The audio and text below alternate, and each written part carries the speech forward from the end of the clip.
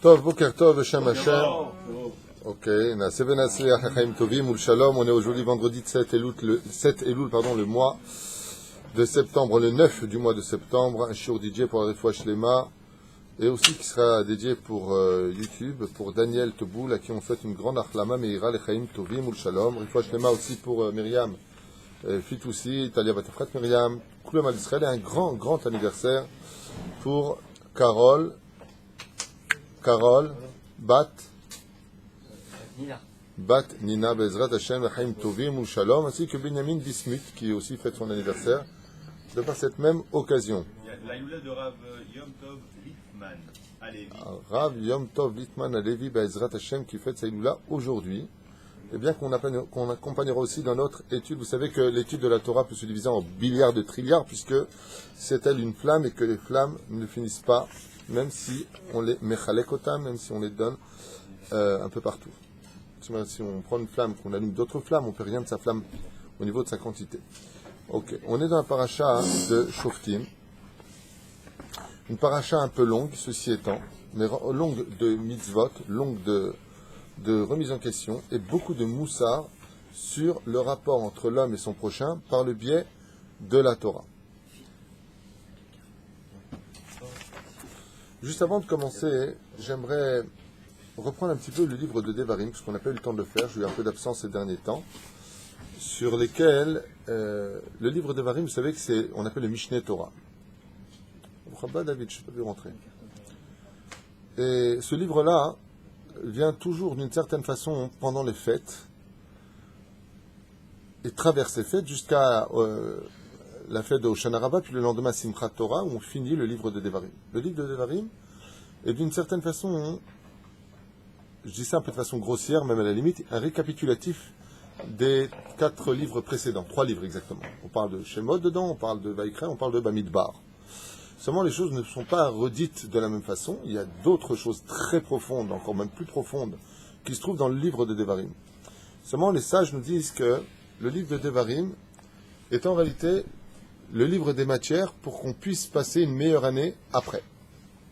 En d'autres termes, que le livre de Devarim est le livre de transition de l'année précédente à l'année qui arrive.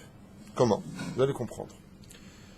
Dans les parachutes, les titres eux-mêmes nous demandent de faire une introspection pour rentrer dans la nouvelle année. Ketzadou, comme ça.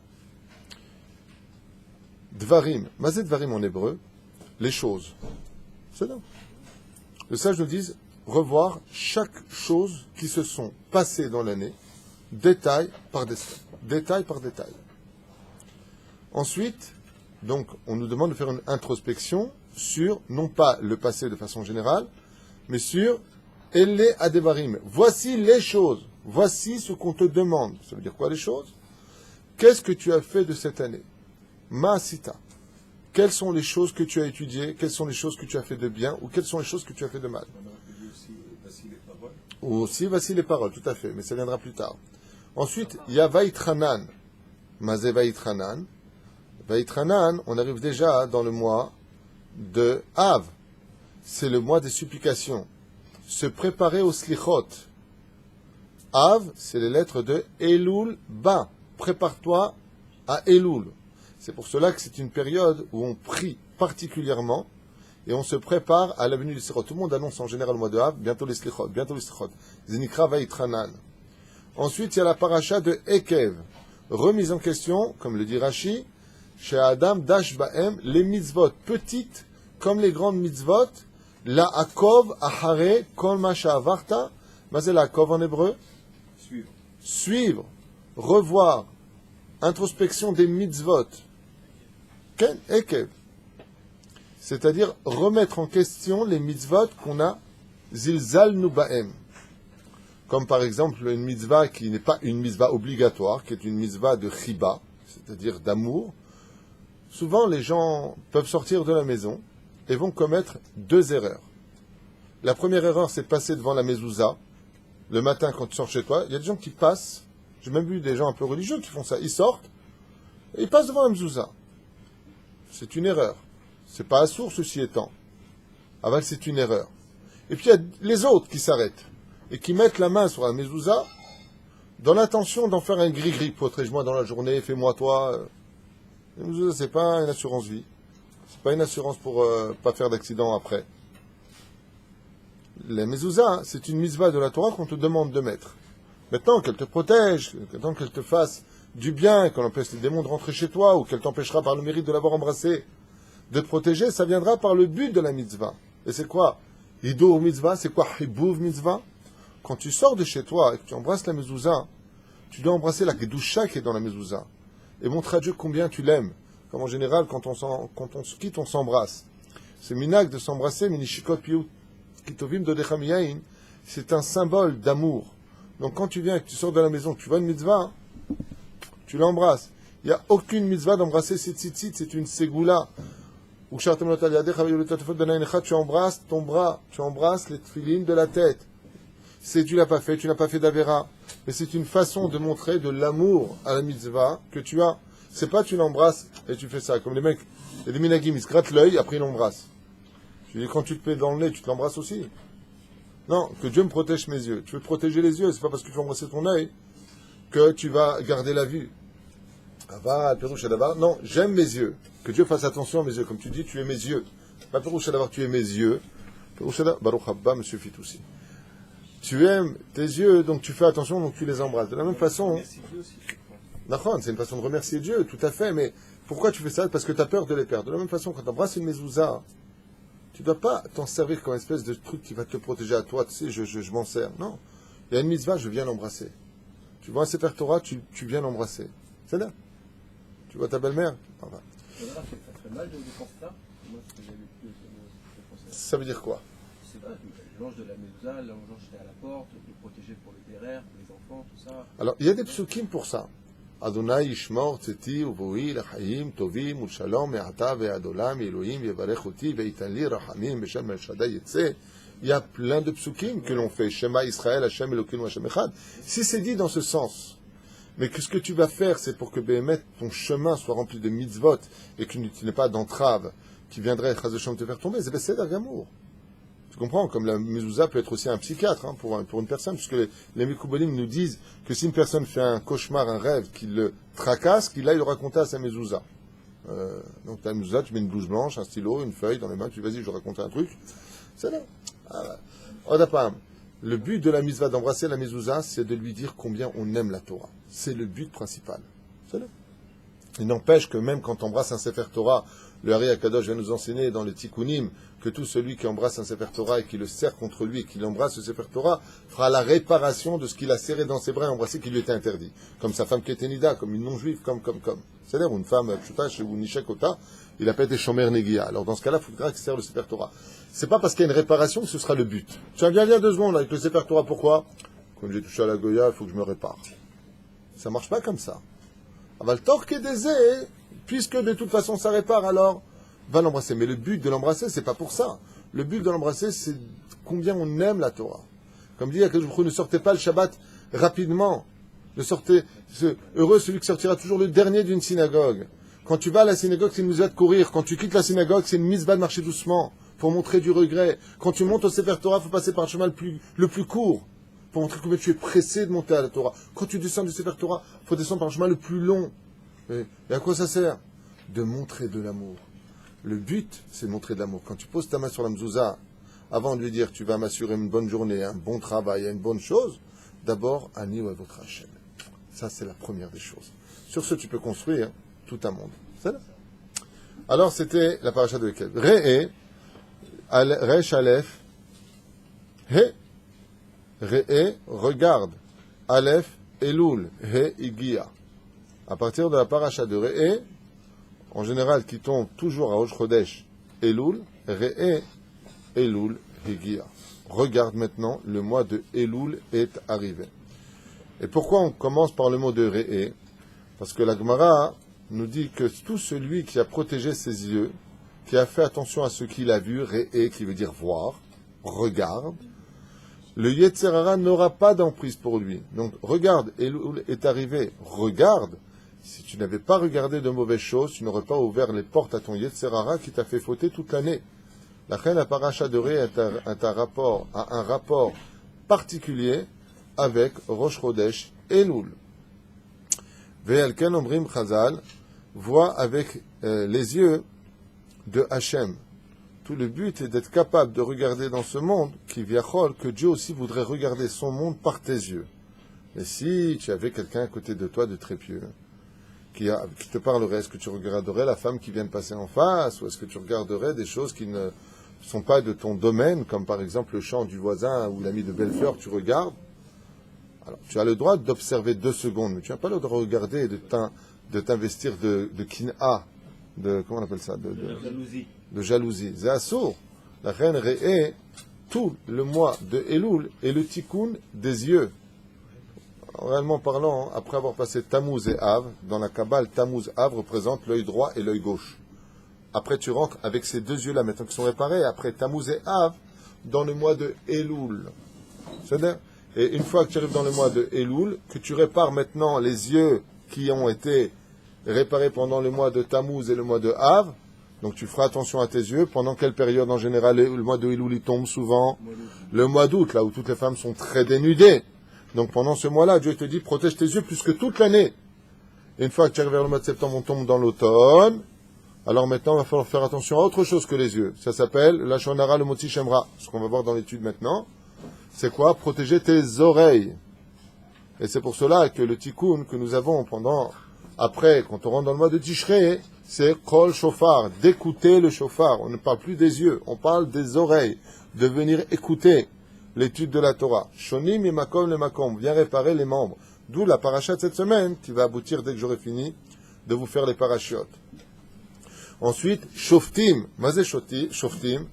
La première des choses, si tu veux juger les kavsrout pendant le mois de Elul, pendant tes slichot, arrivé au mois de Tishrei, Rosh Hashanah, shoftim veshotrim tashtim bechol she'arecha, tu mettras sur toutes tes portes, tu mettras des juges et des policiers, bamed varim amorim, des juges pour juger les kavsrout, des policiers pour pas faire de kitroug.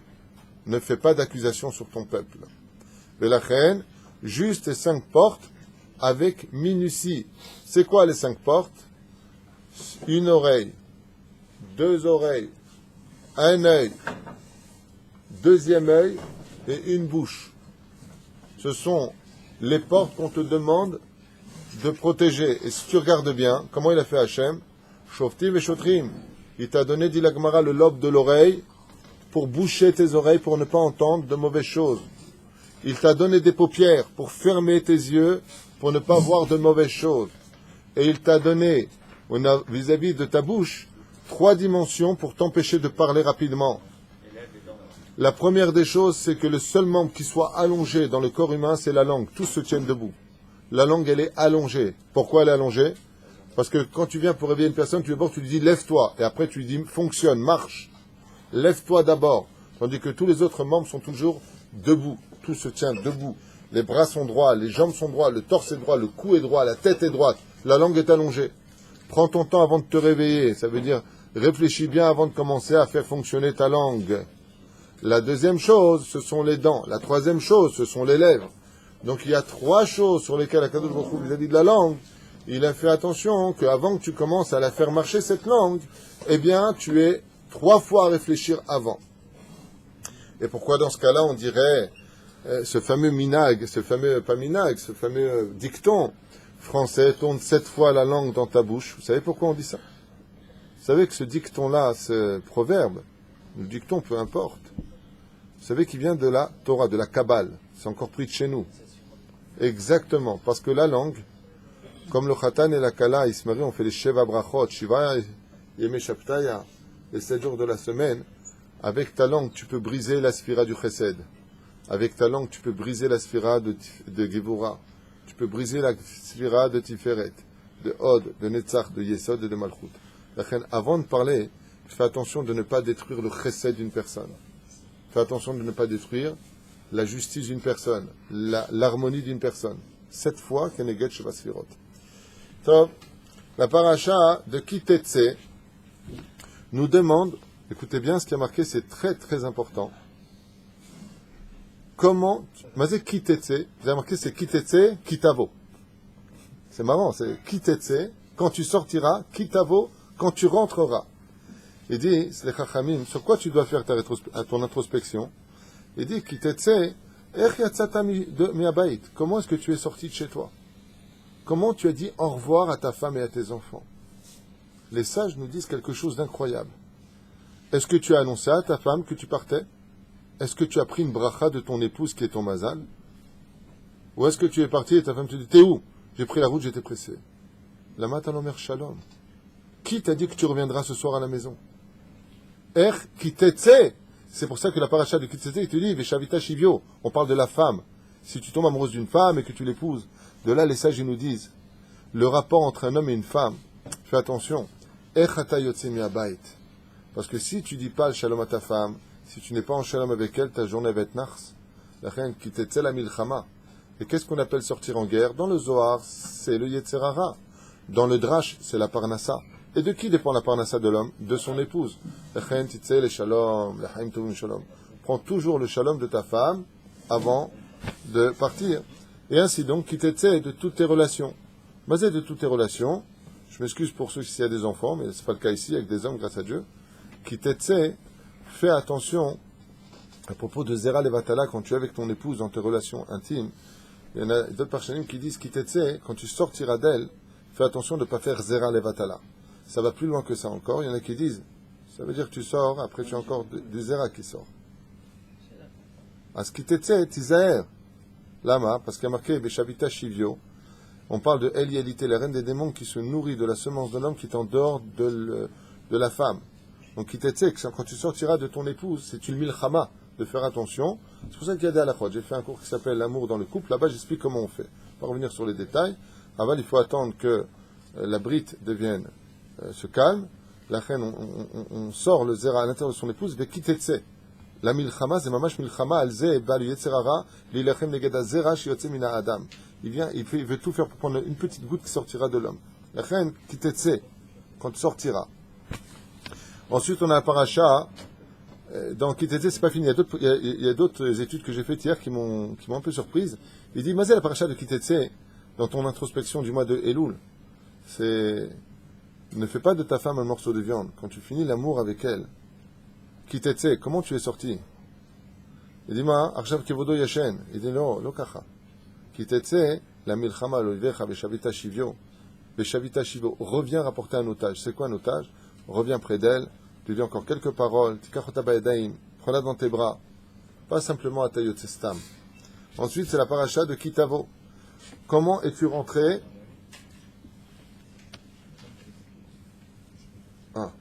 Comment es-tu rentré chez toi? Comment es-tu rentré à la Yeshiva? Comment es-tu rentré à la Beth Knesset? Les sages disent. Mazé Kitavo.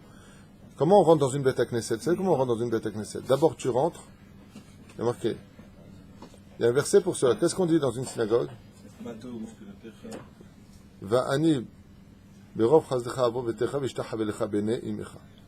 Tu viens te prononcer devant Hachem. Tu rentres pas comme si tu rentres dans une boîte de nuit, les Felsaf d'Alim.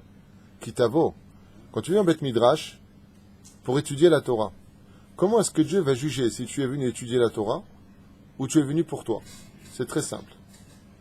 Si dès que tu rentres au Beth Midrash, tu prends d'abord l'étude et après tu te lèves parce que tu veux boire un café, c'est Beseder Gamour.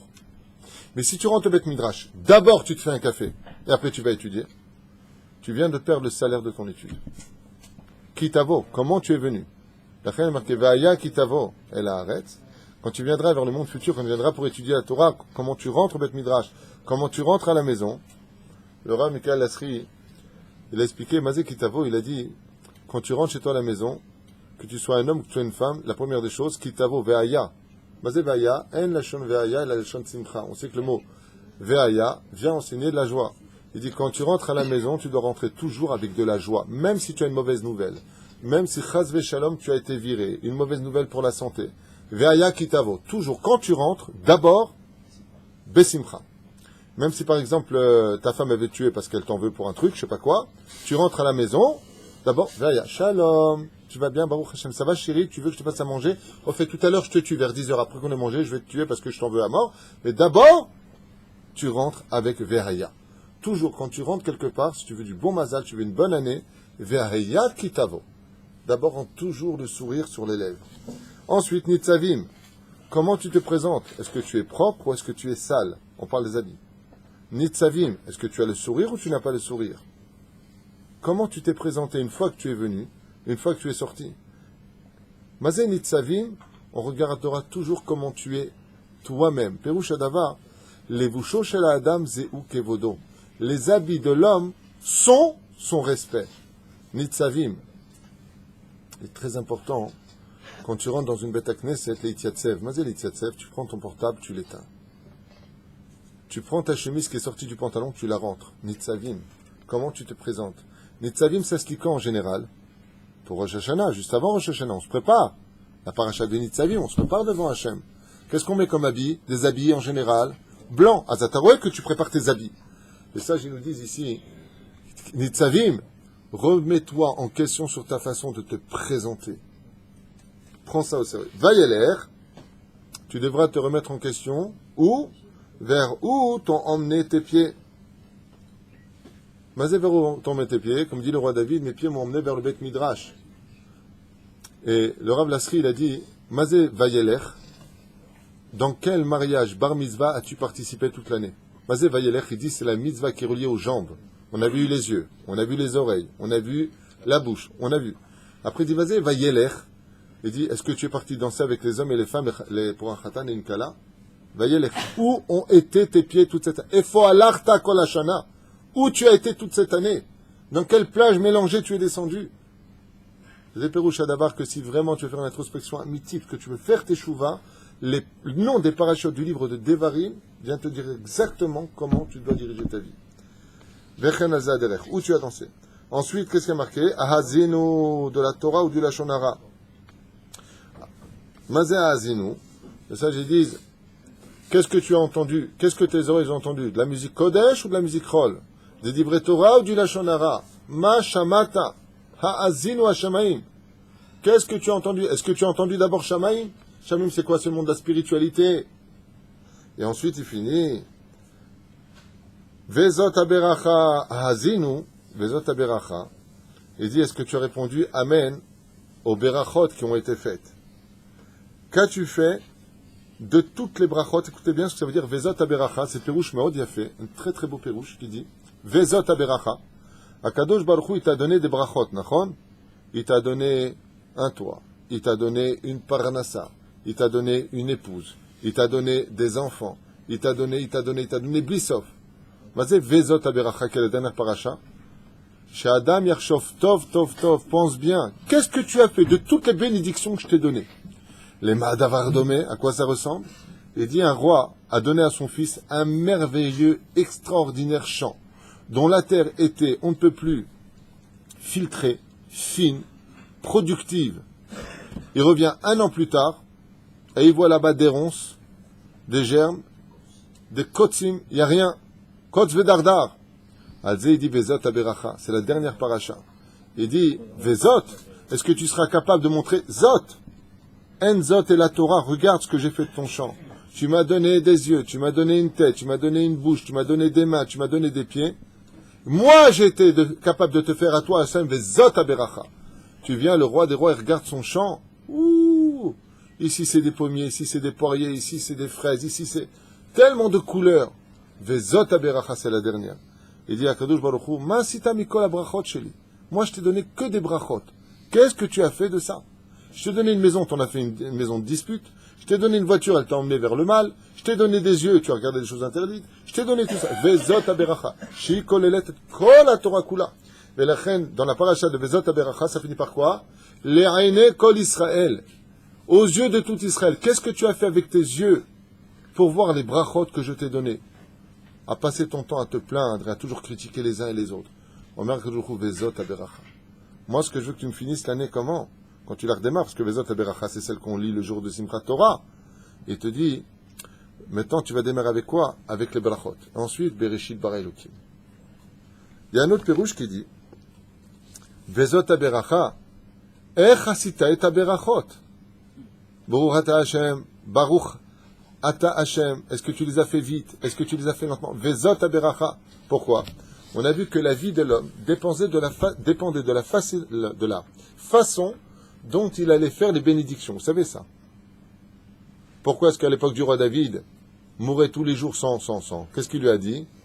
Ah, il lui a dit, fais 100 brachot par jour. Donc vous voyez bien que pour arrêter la mort, on doit faire des brachot. Vezot aberacha. Que je vous dis quoi? C'est ça ta bracha? Baro. Hein? Baro. Si il dit, mais je note. Baruch, il n'y a pas. La reine, Vezot aberacha, il dit à Kadosh Baruch Hu, Vezot aberacha. Que chaque bracha, elle soit l'équivalent de toute ta Torah. Vezot. Zot, les filles à Kabbalah, c'est la Torah. Vezot, la Torah, Asher Sam Moshe. Vezot, la Torah, Asher Sam Moshe. Zot, c'est la Torah. Il dit, il faut que ta bracha, quand tu fais une bracha, Motzilech Minaret, quand tu fais ton Birkat Amazon, quand tu fais Sheakol Niyah Bidbaro, tout ce que tu fais, il faut que ce soit Vezot Aberacha, qu'elle soit distinguée de toutes les brachot. Comme celle quand, où est-ce qu'on est piégé en général? On n'arrive pas à faire le verset que nous disait sage. Quand est-ce qu'on est piégé en général? Non. Non. Quand est-ce qu'on est piégé dans les brachot? Tous les matins dans Birkat HaShachar. Étant donné qu'on va faire Baruch Ata Hashem, Baruch Ata Hashem, et tu dis Hashem, non, Vezot Aberacha. Zot Aberacha, c'est celle-là que j'attendais. Fais que chaque bracha que tu fasses soit unique. Ne les avale pas. Ne les fais pas sur ta route en marchant. Vezot Aberacha. Fais de tes brachot quelque chose d'essentiel parce que pour moi, chaque bracha, je la regarde du doigt comme toi, tu montres la Torah de ton doigt.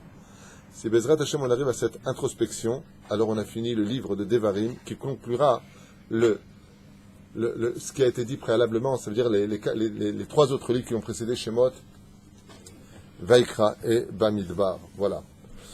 Je voudrais commencer un petit peu sur, bien entendu, la paracha de la semaine. Et prendre 3 versets pour m'adresser à une situation. Shoftim ve shotrim.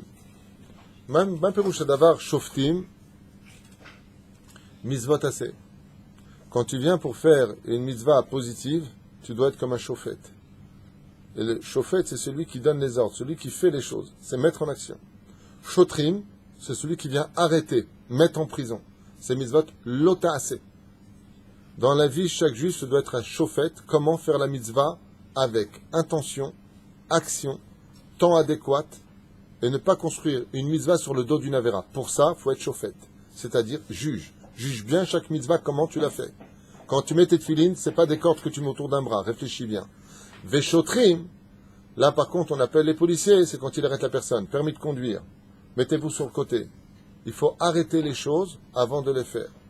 Yefé meod. Shamru rabotenu alem shalom. Un autre pérouche, mazé shoftim veshotrim tassim bechol sharecha. Tu mettras sur toutes tes portes. Pashut meod, le Talmud, la Torah écrite et la Torah orale se divise dans plusieurs matières. Il y a le spécialiste du Shulchan Aruch, des halachot. Il est posek halacha. C'est sa spécialité. Il y a celui qui est darshan, comme Rabbi Moshe Darshan. Allah vasham zchuto tegan alenu. Lui, sa spécialité, c'est d'expliquer la paracha de la semaine, la Gada de Pessah, la fête de Purim, la fête de Sukkot ou de Shavuot. C'est un Doresh. C'est-à-dire, il est capable de donner des explications. Il va raconter des histoires qui vont réveiller le cœur des gens. Lui, c'est un Darshan. Lui, il appartient Tassim Bechol. Dans toutes tes portes, tu devras mettre un chauffet et un choter. Mazé, un Dayan et un policier. Les Chachamim, ils disent, il y a le spécialiste du Shlom Bayit. Pas tous les raves sont spécialisés dans le domaine du Shlom Bayit. Il faut être ménoussé, il faut être expérimenté. Il faut savoir quoi dire et il faut être extrêmement fort en psychologie et pédagogie pour pouvoir sauver une situation d'un couple qui ne voit pas d'issue. Chaque situation demande un rave spécialisé dans le domaine. Zenikra, shoftim vesotrim tassim bechol sharecha. Il y a celui qui est rave, mais il ne sait pas faire le remontrance. Il est trop midatadine. Alors qu'il met quelqu'un d'autre pour le faire, le gabay. C'est à lui de prendre ce rôle. Vechen alze aderer. C'est-à-dire d'être capable de placer un rave dans chaque domaine. C'est ce qui se passe dans les yeshivot. Dans les yeshivot, tu as le rosh yeshiva. Tu as le mashgiach. On appelle le macaque en général dans les yeshivot en Israël. Pourquoi? Le mashgiach il est toujours là en train de te demander où tu étais, à quelle heure tu es rentré, d'où tu viens, et patati, et patata. Ça, c'est pas le rôle du rosh yeshiva. Tu as le moré qui vient enseigner. Ouvrez vos gmarot, on est à page un tel de Masechet, un tel. Lui, il n'est pas là pour dire où tu étais. Lui, il n'est pas là pour te juger. Lui, il est là pour faire un cours et être conscient si tu as compris ou pas chaque chose qu'il t'a enseigné. Chacun son domaine. Au monde des yeshivot et des beth midrashot s'adresse shoftim et shotrim. Seulement voilà. Par la suite, nous allons tomber dans une... et là, je vous demande d'ouvrir vraiment vos oreilles parce que c'est le vif du sujet que je voudrais développer avec vous. Sur quelque chose de très dur qui nous concerne tous. Si vous regardez bien, la paracha de la semaine nous parle de la relation entre un homme et son prochain, un homme et son créateur. Et ce que demande Dieu très souvent dans cette paracha de Shoftim, c'est de retirer le mal qui est dans le peuple d'Israël, ou de le mettre à l'extérieur du peuple, ou même dans certains cas de le tuer. C'est ce que nous demande dans cette paracha. Même si réellement on n'a jamais tué un juif pour ce qu'il a fait du mal. C'est juste pour nous faire prendre conscience une fois de plus de la gravité de nos actions. On n'est pas conscient du mal que l'on peut faire avec une seule parole. La reine, on nous dit ici, et si tu vois en cela que dans une seule de tes portes, Asher Adonai Elocha notenach, que l'Éternel ton Dieu t'a donné, Ish o Isha, homme comme femme, Asher Yaase et Ara, qui aura fait le mal, Be'ene Hashem Elokecha, devant les yeux de l'Éternel ton Dieu. Donc, pourquoi on dit devant les yeux de l'Éternel ton Dieu? Ça veut dire qu'il s'agirait d'une chose ici qui aurait été cachée plus ou moins de l'homme, mais qui a été découverte par l'homme. Ça s'appelle comment de faire une chose pareille? L'on sait quoi? Tu as un doute sur une personne. Tu penses que vis-à-vis d'Hachem, il n'est pas très Shora, la Vor Berito, qui a entravé l'alliance de la Torah entre lui et Dieu. Bravo. Qui a dit ça? Le jeune homme là-bas. Exactement. La paracha de cette semaine nous parle de façon très fluide, de la rumeur. Et regardez, si je tourne les pages, je vous ai choisi quelques exemples seulement. Ici, on fait donc une mauvaise réputation à un juif. Regarde à la page Kouf Mem. Alors je vais à la page Kouf Mem. Et voilà ce qu'on y découvre une fois de plus, un autre verset qui nous dit comme ça. Vedarshu Ashoftim etev. Et les juges jugeront eux-mêmes. Veine aet sheker. Mazé veine aet sheker. Avant de venir juger, on te dit, tu devras mettre devant tes gardiens. Qui c'est le gardien, on a dit? Fais attention à tes yeux, qui sont des portes. Fais attention à tes oreilles, qui sont des portes. Et fais attention à ta bouche, qui est une porte. Donc tu as 5 portes à vérifier. Et après, plus loin, on vient te dire dans la Torah, Vedarshu Ashoftim. Maintenant, toi, tu as entendu une rumeur sur un juif. Tu dois l'hydroche. Et qu'est-ce qui peut arriver? Il peut arriver qu'une fois que tu as vraiment fait ton enquête et ne pas accepter les choses en disant, tu sais, celui-là, il est tordu. N'accepte pas comme ça. Fais une enquête. Et tu découvriras que les gens qui ont apporté et créé cette rumeur n'étaient autres que des menteurs. Aed Sheker Anabe Ahiv. Et c'est un témoin mensonger qui a apporté ça sur, bien entendu, là ce que je dis, c'est des versets différents. En réalité, chaque sujet pour lui-même, il n'est pas en rapport avec l'autre. Mais les sages nous disent qu'en réalité, oui, la Torah, c'est un collier de perles qui, en réalité, ne s'engendre que quand ta première perle est rentrée, tu peux mettre la deuxième. Donc, ce que nous sommes en train de lire, ce sont des passages qui vont avancer dans les textes et qui nous disent, fais attention. Si tu as entendu quelqu'un qui, en réalité, vis-à-vis d'Hachem, ne serait pas correct, alors normalement, tu dois le retirer du peuple, tu dois le dénoncer. Il y a une mitzvah de dénoncer les Réchaïm, les vrais Réchaïm. Mais à la condition où cette rumeur n'est pas basée sur une notion de rumeur. On entend, on dit, on pense. Non. Est-ce que tu as des preuves? Est-ce que tu as vu de tes yeux les 2 portes? Est-ce que tu as entendu de tes propres oreilles ce que lui t'a répondu? Est-ce que tu es parti voir la personne avant de lui faire une rumeur? Est-ce que tu lui as posé la question avant d'ouvrir ta bouche? Parce que souvent, si tu le fais, tu sais ce qui va se passer. Veine aed sheker. C'est un faux témoignage. Sauf si, bien entendu, la personne, on a les preuves, on le sait, ou que cette personne-là, par exemple, Chazve Shalom, sépare les couples, comme il y a eu des histoires, le Halel Velo Alechem, d'un Rav charlatan, le Halel Velo Alechem, qui séparait les couples. Il y a eu ça. C'était à Jérusalem il y a une 20aine d'années, ça a fait un scandale. Du côté de Guilo, un scandale. Il y a de ce... Alors, ça veut dire que là, il y a eu des témoignages de femmes qui sont venues en disant tel religieux me tripote. Ils disent il prend pour un Mekoubal. Ce Mekoubal, c'est barré au Maroc. Il a été recherché. C'est même pas un rave. Il y a eu des histoires, des rumeurs, mais les rumeurs sont prouvées. Il y a eu témoignages, il y a eu lieu, il y a eu endroit. C'est là que je fais référence, je parlais d'en parler, mais c'est-à-dire que les rumeurs, des témoignages, on ne peut pas le prendre comme argent comptant. Même si on a une, deux ou trois ou quatre personnes. Absolument. Les rumeurs. Non, à partir du moment où ces rumeurs sont fondées, vérifiées et contrôlées par la personne elle-même, ça veut dire qu'à partir du moment où tu entends une rumeur sur une personne, tu te dois d'aller le voir et de lui poser des questions. Tishma, il y a ça et ça. Comment tu peux expliquer telle et telle chose? C'est là. Et celui à qui on porte la rumeur, pardon, celui à qui on porte la rumeur et il sait que... Est-ce qu'il doit aller voir la personne qui porte cette rumeur? Mais absolument. Celui qui... Celui qui lance une rumeur, tu as intérêt à l'attraper tout de suite et de lui dire konem kol. Et tu sais c'est quoi d'ailleurs, David, la réponse à cette question? Le Talmud nous a répondu. Chabdeu vehashdeu. Respecte, mais tu as le droit de prendre en doute une personne. Jusqu'à quand tu vas la prendre en doute? Et tu vas vérifier les témoins. Tant toi tu dis ça et ça, mais qu'est-ce qu'il a fait exactement? Et souvent, tu sais ce que tu vas entendre? Écoute, la vérité, je sais pas, moi c'est quelqu'un qui m'a dit. Voilà exactement, à 90% des cas, ce qui se passe dans les rumeurs. C'est toujours du kli-shlishi, kli-revi, kli-chamishi. C'est là. Je voudrais juste finir avec la permission, après vous posez autant de questions, même si on doit débattre, ça m'intéresse. Ah. Il y a eu ce même cas avec Rav Kanievski, ils sont venus le voir pour arrêter un couple d'un Bachour Yeshiva qui devait se marier. Ils sont partis voir tout un cas de rabbin pour dire à Rav Kanievski, qu'est-ce qu'on fait? On doit dénoncer ça pour arrêter la fille, elle est superbe. Avec des bonnes midotes, Rav Kanievski a réfléchi, a dit non, vous dites rien. Allez voir Rav Steinman. Ils sont partis voir Rav Steinman.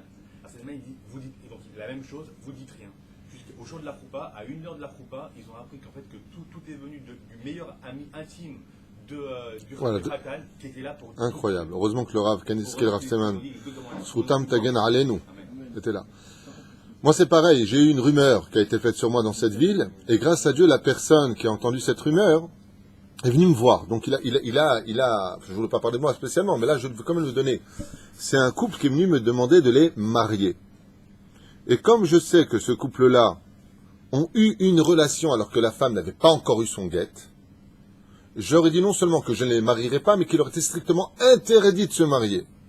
Qu'est-ce que fait ce couple? Non seulement je me fais juger comme un imbécile, mais excusez-moi, mais la halakha passe avant tout le monde, mais en plus de ça, ils me font un sale nom.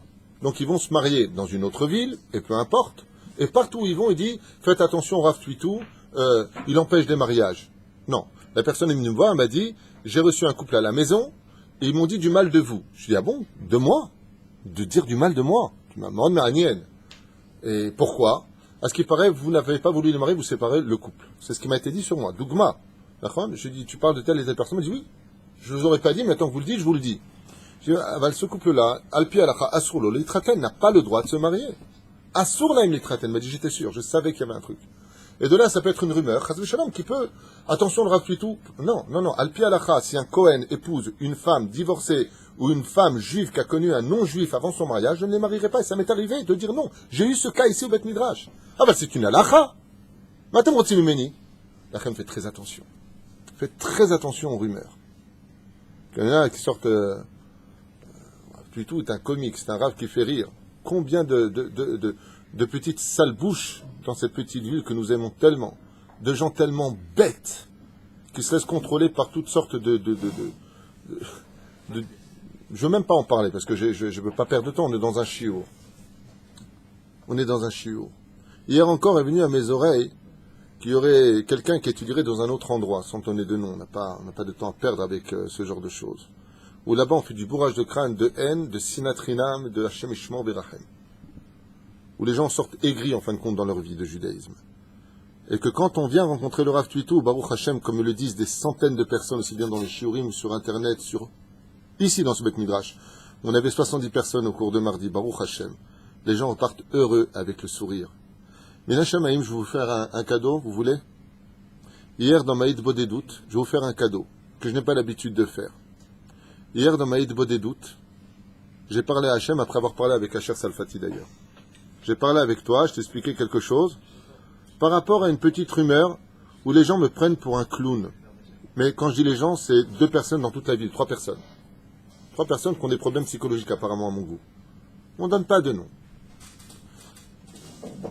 Et Rav Tuitou, le Rav Tuitou, il fait rire, on ne fait pas des cours de Torah pour rire. Il y a des gens qui préfèrent des gens qui hurlent sur eux, je ne sais pas. Quand Echad, il aime sa façon d'être. Moi, je ne juge pas ça. Si tu veux, tant que l'enseignement est aimé de l'autre côté, j'ai pas de problème. Il y a des gens qui aiment Midat Adin, il y a des gens qui aiment Midat Chesed. Et j'ai demandé à Hachem, j'ai dit quand même, s'il y a des personnes qui pensent que mes cours sont clowns, que mon approche et ma proximité, parce que j'ai aussi une façon d'être avec les gens qui n'est pas conventionnelle, et je le dis à voix haute une fois pour toutes, je ne suis pas comme les autres rabbanim, et je tiens surtout à ne jamais être comme les autres rabbanim. Celui qui n'aime pas mon enseignement, ni mes cours, ni ma façon d'être, mi prinati umla raha, on dit en tunisien. Dégage de mes vidéos, de ma synagogue, de mon endroit. J'ai pas besoin de toi. Je ne vis pas pour toi, je vis pour Hachem, et j'aime mon peuple. Et moi, chaque juif, écoutez bien ce que j'ai à vous dire, chaque juif, c'est comme un frère pour moi. Et chaque juive, elle est comme ma sœur pour moi. Et j'aide chaque personne du mieux que je puisse, comme si c'était réellement quelqu'un de ma famille. Celui qui le sait, qui me fréquente de près, le sait, il n'a pas besoin de l'entendre de ma bouche. Mais de dire de Rav Tuitou qu'il parle avec les femmes comme s'il parlait avec leurs sœurs, t'as que ça à faire de ta vie? Est-ce qu'il y a une personne qui peut lever le doigt ici et dire quoi que ce soit sur moi? J'ai même pas besoin de dire plus que cela. C'est dommage pour eux. Mamash beyom adin. Parce que même moi, si je pardonne, il ne pardonnera pas. Parce que Dieu, ils sont le quin et l'horreur de l'homme, les reins et le cœur de l'homme. Alors hier soir, Hachem, puisque tu es là, je t'en fais part, dans Maïd Bo des doutes, dans la rue, je parlais avec Hachem, et j'ai dit malgré tout Hachem, si c'est venu à mes oreilles, Tani Siman, est-ce que Bémet je suis Besséder ou je suis pas Besséder? Moi, je ne veux pas être un rave qu'on embrasse les mains. Je ne veux pas être un rave que quand je suis le rave, attention, vous êtes les bergers, moi vous êtes les moutons, moi je suis le berger. Il y a des gens qui aiment ce côté-là. Moi je suis un Tamid Racham, vous vous taisez, ils vont mettre une crainte de leur personne au lieu de mettre la crainte du ciel. Il y a des gens qui travaillent pour eux-mêmes peut-être. Moi je ne les juge pas eux, mais c'est pas ma Torah. C'est pas mes enseignements, je ne veux surtout pas de ce monde-là. Et je reçois juste à ce moment-là, au moment où je lève les yeux, avec les yeux mouillés vers le ciel, un message, vous voulez l'entendre? D'un homme qui m'écrit la chose suivante.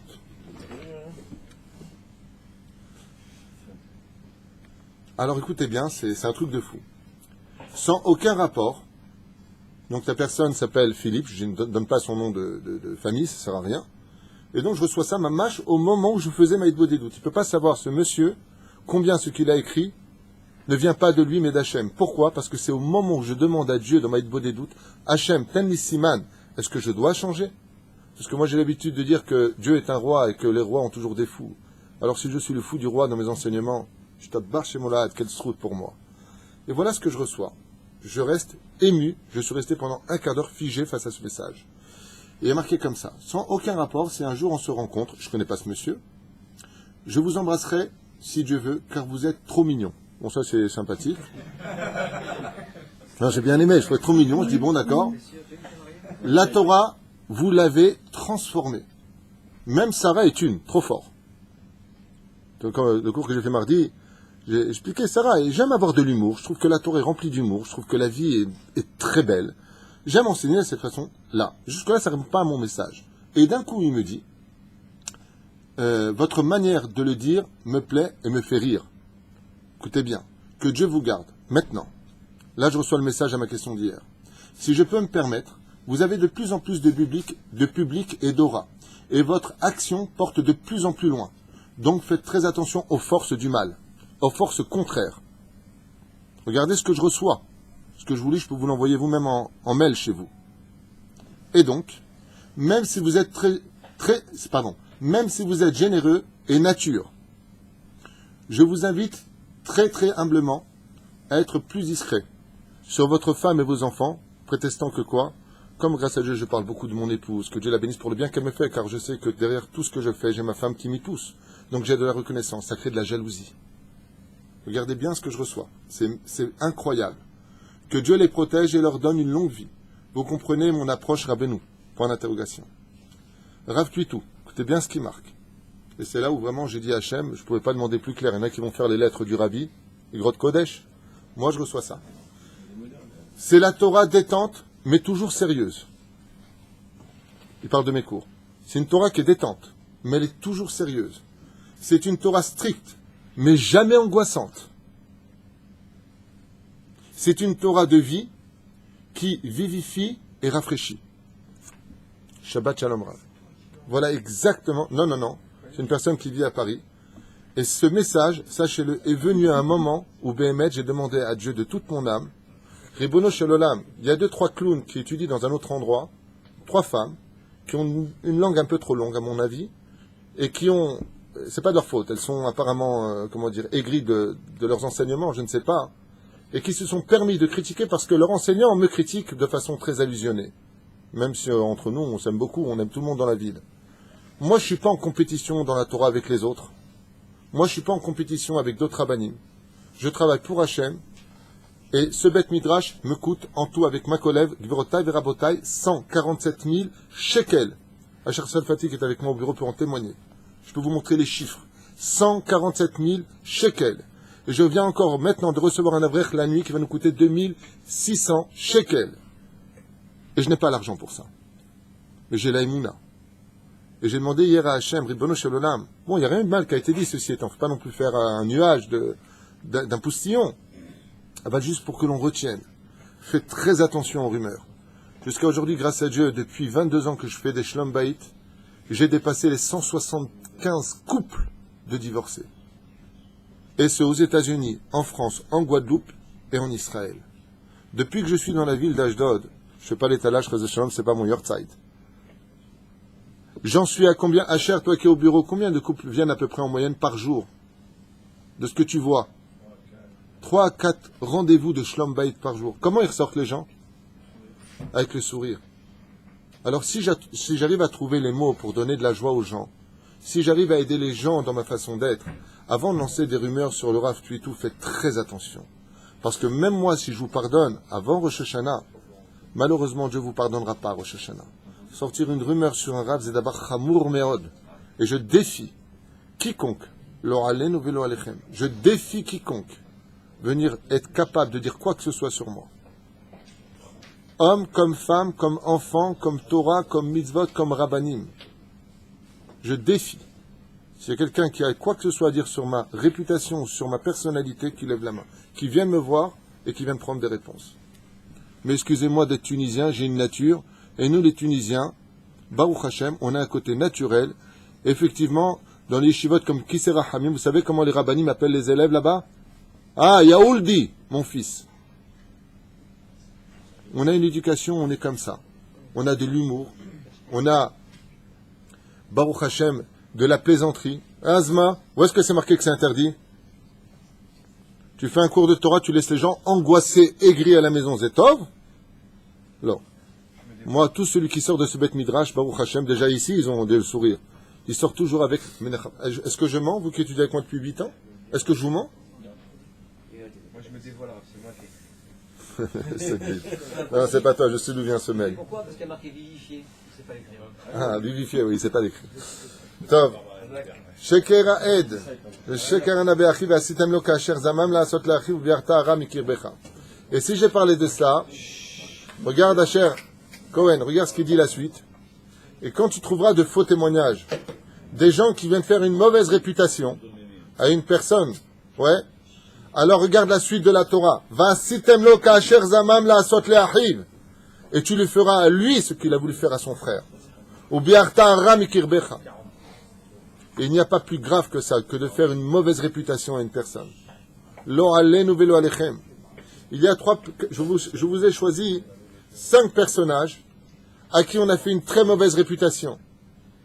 5 grands Torah. Moi, je ne suis pas un grand Torah, je ne me compare pas à eux, chas v'shalom. Il y a eu le Rambam, dont on a brûlé les livres, et qui a été critiqué par les plus grands de ce monde, jusqu'à ce qu'ils aient envoyé Ibn Ezra ainsi que Rabbeinu Yonah. Quand il a rencontré le Rambam, il a fait une telle teshuva que pour se faire pardonner, il a écrit Sha'arei Teshuva pour demander pardon au Rambam. Et vous connaissez sa vie, lisez sa biographie, vous allez voir de quoi a été insulté le Rambam. Tout ça parce qu'ils étaient à distance et qu'ils n'ont pas posé les bonnes questions. parce qu'ils sont pas partis voir le personnage, parce qu'ils n'ont entendu que des oui-dire. Et je parlais de Rabbanim. Le deuxième, c'est le Maharal de Prague. Alors lui, le Ramchal, pardon. Alors lui, Bichlal, lui, le Ramchal, ils lui ont interdit d'enseigner la Torah. Ils l'ont viré de la Rabbanout. Ils lui ont interdit de vendre ses livres. Ils l'ont boycotté. Ils l'ont tout brûlé. Il aura fallu des siècles pour réveiller l'homme à l'esprit de la grandeur du Baal Mesilat Yesharim et d'autres livres. Vous voulez d'autres exemples? Un homme qui a été insulté quand il rentrait dans la synagogue, on lui crachait dessus. J'ai nommé Rabbi Nachman de Breslev, sur lequel il y avait Bichlal, un interdit formel d'approcher cet homme, qui aujourd'hui est le maître des maîtres. Vous voulez encore un autre exemple? Le Maharsha.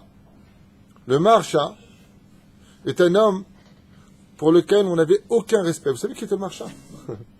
C'est un des plus grands commentateurs, des plus profonds, un des plus grands Baal Mofet Vinissim Viniflaot Shelo Aya Ba'am Israël Kamou Kimat. Le Maharsha Akadosh. Vous savez pourquoi? Parce qu'on l'appelait le rocker, le fou, le débile. Vous saviez ça? Il rentrait à la synagogue comme un fou. Il avait des cheveux qui tombaient devant sur son visage. Les gens le voyaient, là où il s'asseyait, on se levait, on partait ailleurs. Jusqu'au jour où il a été dévoilé grâce à un jugement entre David Amelech et le roi Shaoul, descendu du ciel, pour être jugé par le Maharsha Kadosh. Alors tout le monde a fait tchouva. Tout le monde lui a demandé pardon. Et le Gabaï, qui était resté vivant, un est mort, l'autre est resté vivant dans cette histoire, vous n'avez qu'à lire sa vie, magnifique biographie de ce Rav. Il lui a dit, Vodarav, pourquoi vous avez une blorite? Pourquoi vous avez des cheveux longs devant? Et le Rav s'est retourné avec ses yeux très fatigués, il lui a répondu, je ne dors jamais, ni le jour, ni la nuit. Et des fois, à bout de fatigue, j'ai mis un clou sur le plafond, et j'attache mes cheveux, j'ai besoin d'une longueur de cheveux pour attacher une corde, pour que quand je m'endorme la nuit, mes cheveux me tirent et me réveillent, car ici se trouve le système nerveux. Voilà pourquoi j'ai de longs cheveux. Et il y a eu le Mashgiach. Le Mashgiach, lui, par contre, c'est extraordinaire. Le Mashgiach, c'est une histoire que je vous ai déjà racontée il y a très longtemps. Vous connaissez le Mashgiach? Non, ça c'est pour le Maharsha. Tu connais l'histoire du Mashgiach? Alors vous faites ça à toute vitesse, parce que cette histoire est tellement bonne, tellement propre, tellement magnifique. Il y a un homme, t'entends ça, Hacher? Un religieux qui connaissait absolument toute la Torah, un des plus grands sadiques de toute l'histoire du peuple juif. Écoutez bien cette histoire. On l'appelait le Mashgiach. Je crois qu'il vivait aussi en Tchécoslovaquie. Cette histoire, vous pouvez la retrouver dans le livre Avatraim. Il la rapporte là-bas. Cet homme-là n'était respecté par personne. Pourquoi? Parce que quand il rentrait dans une bête à Knesset, il donnait le sourire à tout le monde. Et là, on dit un peu de sérieux. Il y a des gens qui sont nés constipés, je ne sais pas ce qu'ils ont. Mais il y a des gens comme ça. Et voilà, ça ne veut pas dire qu'il ne faut pas être sérieux dans la vie. Mais la pire des choses qui pourrait t'arriver, c'est de te prendre au sérieux toi-même. Ça, c'est un enseignement de mes rabbanim. Rabbi Moshe Ederi Zatzal, quand il est parti de ce monde, m'a dit, mon fils, je te laisse un dernier enseignement. Ne te prends jamais au sérieux. Sinon, c'est l'orgueil qui rentre chez toi. Sois sérieux, mais ne te prends pas au sérieux. On n'est rien sur terre. Kloum. Top.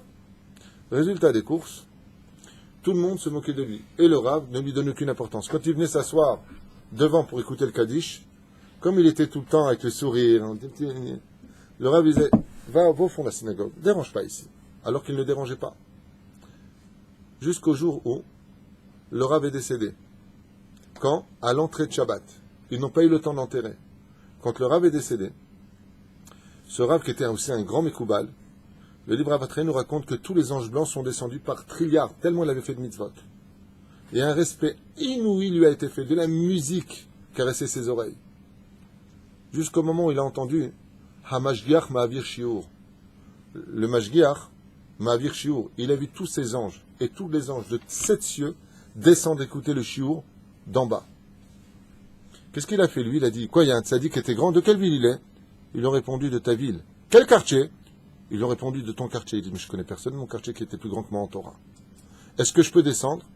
Et l'ange qui était responsable de ce grand tzaddik, de ce Rav qui est décédé, lui a répondu, tu peux pas descendre, t'es pas assez grand en Torah et pas assez pur, tu risques de ne rien comprendre. Il a dit, Béhémet, il y avait un Moshe Rabbeinu qui vivait en bas. Il a dit, est-ce que je peux entendre au moins sa voix? Et qu'est-ce qu'il a fait? Il est descendu, il a essayé d'entendre. Les Dvar Torah étaient tellement purs que de la lumière sortait de sa bouche. Il n'a pas pu résister. Qu'est-ce qu'il a fait? Il est parti regarder. Quand il a vu, Ce fou qui était dans la synagogue, le mashgiach qu'on appelait, c'était son surnom. Il voulait même pas qu'on l'appelle par son nom. Il l'a regardé comme ça, il lui a dit, mais qu'est-ce que fait le Rav ici de la synagogue? L'ange a répondu, mais le Rav est décédé avant l'entrée de Shabbat. Et le mashgiach a fait un geste de sa main, ramenez-le dans son corps. Il s'occupe bien de sa communauté. Il a été réintroduit dans son corps, et Motzei Shabbat, alors qu'il était levé par les gens pour emmener être enterré, il se réveille. Dès qu'il s'est réveillé de la mort, on appelle ça mort clinique pour vous, si vous voulez, dans les temps modernes, la première des choses, c'est qu'il a couru sans dire un mot blanc. Il a couru vers la maison. Quand il ne trouvait pas sa maison, il a demandé où est-ce que vivait le fou, où est-ce qu'il vivait. Mais il ne disait pas appeler le fou, il disait le mashgiach, mais il n'y a pas de mashgiach, de quel tu parles? Il dit celui qui mashgiach par son mérite sur le peuple juif. Un des tzaddik nistar shu mashgiach b'shamayim uva haaretz. Il dit, vous savez, celui que tout le monde ne respecte pas, celui que tout le monde prend pour un fou, celui dont j'ai fait une mauvaise rumeur. On lui a dit, il se trouve dans tel et tel endroit. Il descend les escaliers, et il voit cet homme qui était si pauvre vivre sous des escaliers d'un immeuble. Il se jette à ses pieds et il lui demande pardon. Le Rav, il lui a dit, chut, il n'y a pas besoin de savoir qui je suis. Il n'y a pas besoin de dire qui je suis. Le monde tient sur 36 tzadikim dévoilés et 36 tzadikim cachés. Moi, je fais partie des 36 tzadikim cachés. Et c'est pour ça que je suis obligé de me cacher. Il lui a dit, mais je vous ai fait une mauvaise réputation. Il lui a dit, il fallait poser des questions avant de faire cette mauvaise réputation. Ceci étant, ne me dévoile pas. Et le Rav lui a répondu, tu veux savoir ce qu'il lui a dit, David le Rav? Et il lui a dit, je ne pourrais pas, les olam, cacher à tout le monde qui vous êtes comme tzaddik. Il lui a dit, fais attention, si tu me dévoiles, tu meurs. Le lendemain, Yom Rishon, le Rav a réuni tout le monde. Il a raconté son histoire. Il a dit, sachez que la personne dont je vous parle n'est autre que ce tzaddik nistar ici présent. Devant tout le monde, Yom Rishon ou Niftar Mamash. Alors que Bet Olam. Ça fait très attention aux réputations. Une fois pareil à Los Angeles, j'ai, Baruch Hashem, fait 30 voyages. Et là-bas, je faisais beaucoup de cours, de séminaires. Et j'espère que Bezrat Hashem bientôt me demande de retourner. J'espère que je trouverai le temps pour pouvoir y aller. Voir tous mes amis. J'ai beaucoup d'amis là-bas, grâce à Dieu. Et il y a un clochard qui rentre dans la synagogue. Et le mec, il nous dérange. Quand je dis clochard, c'est clochard. Shabbat Kodesh. Vêtements qui sont mauvais, déchirés. Et il parle couramment l'hébreu. Il parle à ce qui paraît 7-8 langues. Il parle français, il parle hébreu. Et il commence à parler. Bien entendu, tout le monde se retourne et lui demande de se taire ou de sortir de la synagogue. Et moi, j'écoute. D'un coup, il me regarde et il me parle en hébreu. Et je demande à tout le monde de se taire et je lui dis, Boboshnia, assieds-toi, qui tu es? Et il me parle en hébreu. Maintenant, c'est un peu gênant, je suis en plein cours, pendant Shabbat. Quand j'ai fini de parler avec lui, je me suis levé, je suis parti voir le Rav de la communauté, je lui ai dit, vous connaissez ce monsieur-là qui vient de sortir, parce qu'il n'était pas là le Rav, il venait de rentrer. Il m'a dit, c'est un ancien Rosh Yeshiva Tzadik, c'est un homme extrêmement baki en Torah. Seulement, il a eu tellement de malheur dans sa vie qu'il est devenu fou. Ce qui fait qu'aujourd'hui, il vit à côté des poubelles, il est devenu fou. La saleté l'a rendu fou. J'ai regardé le public, j'aurais dit, cet homme est rentré, personne de vous s'est levé. Vous savez ce qu'il m'a dit en hébreu? Vous êtes conscient du taux de Torah qui est en lui? Vous savez qui il est? La reine fait très attention. Des fois, même le Gomara nous dit, tu peux voir un homme moche venir te voir qui n'est rien à tes yeux. C'est peut-être Eliyahu Hanavi Zachor Tov, ou peut-être un grand en Torah. Alors même si vous voyez des grands ou des petits à vos yeux, qui paraissent clowns ou comiques, s'il ne vous convient pas, changez d'endroit. Mais n'oublie pas, shoftim veshotrim tassim lecha bechol sharecha. Mets des gardiens dans ta bouche, vérifie bien ce qu'il y a à faire. Parce que de l'autre côté, combien on se doit... Moi j'ai des choses, vous savez, je ne veux pas rentrer dans les détails, mais si vous savez tout ce que je sais sur cette ville, Hashem Eshmor Virachem, sur chaque personne, il y en a qui rigolent ici, mais je pourrais rendre fou les gens. Il y a des gens qui viennent me voir, il y a des rabbanim. Le Rav David Ménaché, avec qui je suis très intime, c'est un vrai ami. Ouais. Il m'appelle, il me dit, tel Rav, fais attention comme ça, telle personne, il est comme ça. Ah, je dois dire telle et telle chose. Vous savez pourquoi je n'avais jamais entendu un mot de ma bouche sur personne ici? Parce que je n'ai pas encore parlé avec la personne. Parce que je n'ai pas encore été vérifié. Et j'ai peur du Chilul Hashem. Il faut avoir peur du Chilul Hashem, qui n'est pas un Chilul Hashem sur une personne. Parce qu'une fois que tu lui as sali son nom, le mec, il a une étiquette sur le dos. La reine, j'ai fini avec le dernier, et j'avance, et voilà ce qu'on dira. D'abord, fais attention, tu sortiras le mal d'une mauvaise personne qui est réellement mauvais. Ensuite, fais attention de bien vérifier les témoins et que Dieu mette sur la tête la mauvaise réputation qu'ils font de façon injuste aux autres. Et ça finira avec un verset qui est magnifique et qui dit Ve'ata, et toi, tevaer adam anaki, mikirbecha. Tu viendras nettoyer le sang propre que tu as fait couler. Kita asa yashar be'ene Hashem, car tu es venu sur terre pour faire ce qui est droit aux yeux de Dieu. Dieu te demande de faire une mauvaise réputation à celui qui béhémet. On a toutes les preuves, on a tout dans les mains, que c'est quelqu'un qu'il faut éviter. Là, c'est une misva de faire une mauvaise réputation. Mais de faire une mauvaise réputation, il y a marqué à la fin, Ve'ata tevaer adam. Tu viendras éclaircir, tu viendras soigner, réparer. Hadam anaki. Ce sang qui était propre, mikirbecha. Et là, mikirbecha, il y a un secret. Mikirbecha, ça veut dire en ton sein, ça veut dire dans ton peuple. Mais ça veut dire aussi en ton sein, dans ton cœur. Parce qu'en général, les gens qui font de mauvaises réputations sont des gens qui sont profondément, tout simplement, jaloux. Ce sont des gens qui sont jaloux.